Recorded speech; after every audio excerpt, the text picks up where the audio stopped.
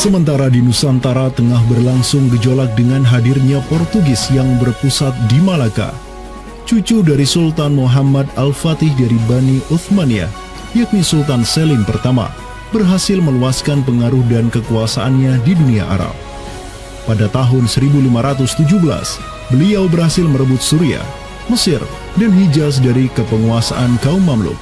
Khalifah Al-Mutawakkil 'alallah ketiga dari Bani Abbasiyah beserta Syarif di Makkah kini menyerahkan kepemimpinan umat Islam sedunia dan pelayanan dua kota suci kepada Sultan Salim pertama, penguasa Uthmaniyah yang bukanlah mereka berdarah Arab.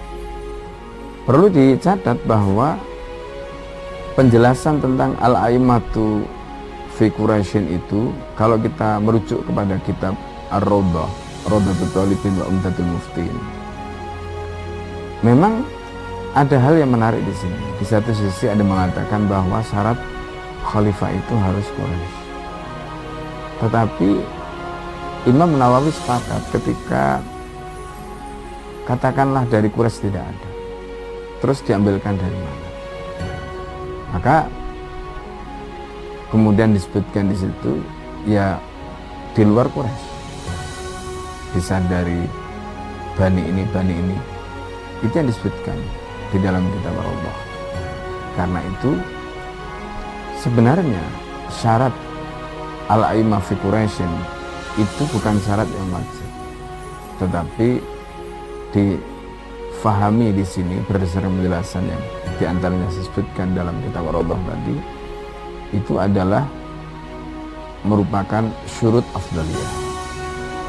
Maka semenjak tahun 1517, kepemimpinan khilafah beralih ke Bani Uthmaniyah. Selim pertama dan anak keturunannya kini didapuk sebagai Khalifatul Muslimin. Amirul Mukminin, Khadimul Haramain, Al-Ghazi fil Barraini wal Bahraini, Zilullah fil Alam, Padisyah wa Khilafat Penah. Wilayah khilafah Uthmaniyah terus merangsek Eropa, dan merekalah yang menguasai Laut Mediterania dan juga Laut Merah. Adapun Portugis yang bercokol di Samudra Hindia mulai ketakutan karenanya. Karena dengan munculnya khilafah Uthmaniyah sebagai negara Islam yang adidaya, solidaritas Muslim sedunia akan bangkit kembali karena memiliki perisai kuat di sisinya. Ini erat kaitannya dengan hubungan dengan negeri kita, karena keimanan yang kemudian merekatkan ya dengan semangat akidah Islamiyah, semangat ukhuwah Islamiyah, menjadikan umat Muslim yang ada di Timur Tengah dengan umat Muslim yang ada di Nusantara Indonesia itu terjalin hubungan yang sangat erat. Karena kita tahu bahwa ada ayat Allah Subhanahu wa Ta'ala yang menyatakan innamal mu'minuna ikhwah. Sesungguhnya orang-orang beriman itu adalah saudara. Ketika ada saudara mukmin yang terzalimi, maka saudara mukmin yang lain itu punya kewajiban untuk membela. Demikian pula ketika muslimin Nusantara itu terzalimi dengan adanya penjajahan, dengan adanya imperialisme yang dilangsungkan oleh orang-orang kafir penjajah, baik itu oleh Portugis, Spanyol, Inggris, Perancis ataupun Belanda ya. Maka kemudian Muslim yang ada di Timur Tengah yang pada waktu itu masih memiliki kepemimpinan yang tunggal untuk seluruh dunia, yaitu khalifah, itu juga turut ya memperhatikan, turut mendukung, turut memperjuangkan pembebasan ataupun kemerdekaan bagi bangsa Muslim Nusantara. Kenapa? Ini semangat jihad di antara kaum Muslim yang dihubungkan dengan semangat keimanan atau akidah Islamiyah tadi. Kenapa? Yang namanya mukmin itu adalah kal jasadil wahid, ya, satu tubuh. Ketika bagian tubuh yang lain itu teraniaya, maka tubuh yang lain pun punya kewajiban untuk membelanya ataupun juga ikut merasakan penderitaan yang dialami oleh bagian tubuh kaum Muslim yang lain. Semenjak Portugis berhasil menancapkan kukunya di India dan Malaka, tidak hanya dua wilayah tersebut yang ditimpa petaka, namun juga hampir seluruh kesultanan di Samudra Hindia dan Nusantara. Sultan dari Samudra Pasai kala itu, Zainal Abidin bin Mahmud bin Zainal Abidin Ra'ubabdar, yang mendaulatkan dirinya sebagai Al-Qaim tahta Amri Rabbil Alamin, orang yang berdiri di bawah perintah Tuhan semesta alam, mengirim surat kepada Portugis di Malaka untuk menggugat kelakuan mereka yang sangat merugikan kaum muslimin di kawasan.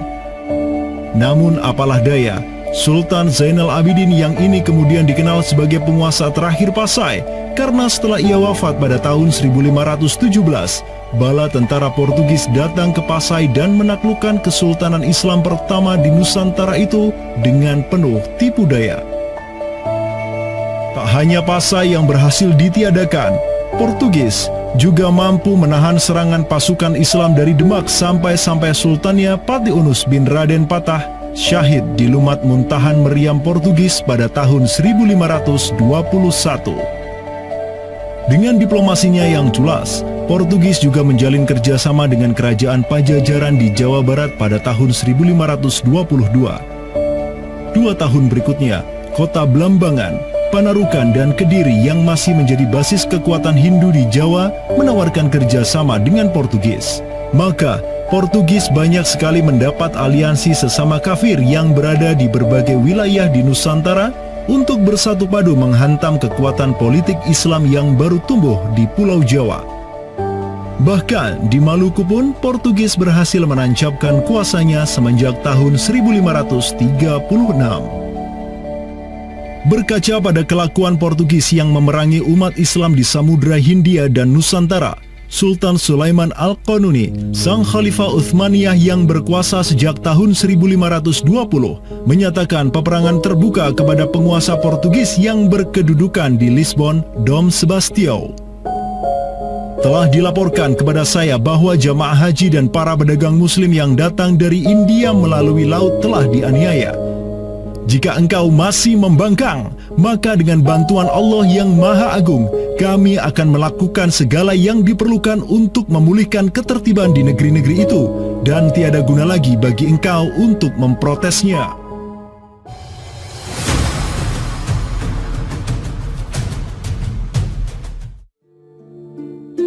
Penjaga kedaulatan Islam di Sumatera yang harum selama ratusan tahun, Samudra Pasai, kini sudah sirna di bawah kungkungan Portugis. Namun, harapan kemenangan itu masih ada. Karena tak lama setelah itu muncul kekuatan baru yang terbit di ujung utara Sumatera, Kesultanan Aceh. Kita mengetahui bahwa Sultan Aceh yang pertama adalah Sultan Ali Mughayat Shah. Ya, beliau wafat tahun 1530. Dan ini merupakan masa yang bersamaan dengan Sultan Sulaiman Al-Qanuni dari Khilafah Utsmaniyah. Prestasi Sultan Ali Mughayat Shah telah dicatat dengan tinta emas sejarah.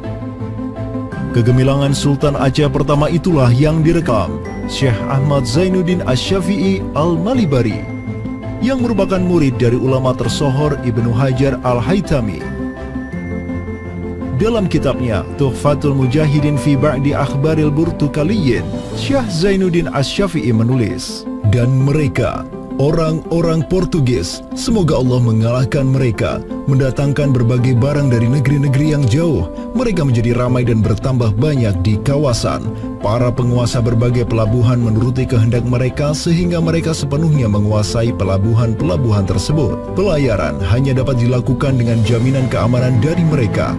Perdagangan dan kapal-kapal mereka bertambah banyak, dan sebaliknya, perdagangan muslimin di luar kapal-kapal dan benteng-benteng yang mereka bangun makin merosot.